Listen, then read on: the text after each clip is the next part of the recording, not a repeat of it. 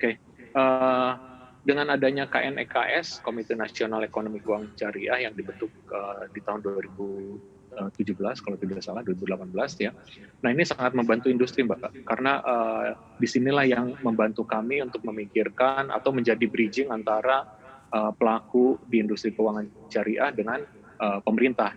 Jadi dipastikan bahwa ke depannya ada sinergi antara program-program pemerintah yang bisa kami berperan aktif ya. Kami itu bukan hanya di keuangan syariah tapi juga di industri halal lainnya seperti di layar TV ini adalah fashion, kemudian halal industry, food industry, kemudian juga tourism, pharmaceutical, kosmetik dan sebagainya.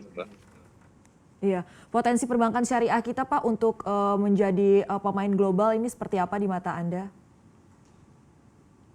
Ya, nah kalau kami lihat Mbak, di Indonesia ini paling yang sangat unik dibandingkan industri, saya lihat dari perspektif keuangan syariah ya. Kalau di negara-negara lain lebih banyak top down approach ya, dan fokusnya memang lebih kepada korporasi atau proyek-proyek besar yang disponsori oleh pemerintah atau korporasi lainnya ya. Nah Indonesia ini justru bottom up, ya, jadi bergeraknya dari retail, dari UMKM ya. Nah ini yang kita harapkan justru pembeda antara industri keuangan syariah dengan industri keuangan syariah di negara lain.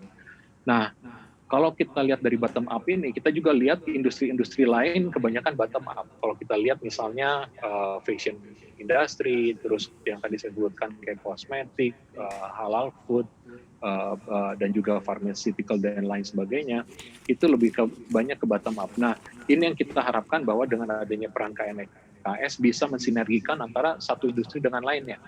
Jadi misalnya industri fashion tadi menggunakan jasa dan layanan dari perbankan syariah, atau misalnya dari halal food industry tersebut menggunakan jasa perbankan syariah, dan sebaliknya juga mungkin dari jasa dan layanan keuangan syariah kita juga mau mempromosikan misalnya industri-industri fashion, kemudian industri pharmaceutical dan lain sebagainya.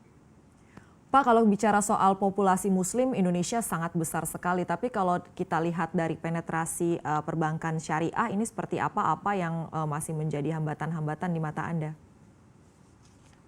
Oke, kalau kami perhatikan Mbak, memang tadi market share kita masih 6%, masih kebanyakan karena itu, bahwa sekarang industri ini harus mulai fokus kepada segmen yang kita sebut rasional.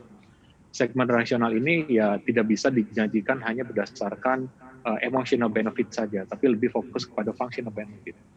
Nah, karena itu jadi yang tadi saya bilang bahwa produk, jasa, dan layanannya ini harus at par dengan konvensional, tidak boleh kurang. Kalau misalnya lebih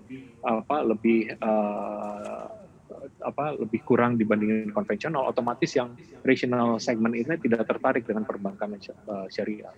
Nah ini yang harus kita kecamkan dan kita fokus bagaimana untuk memperbaiki jasa dan layanan yang ada di perbankan syariah.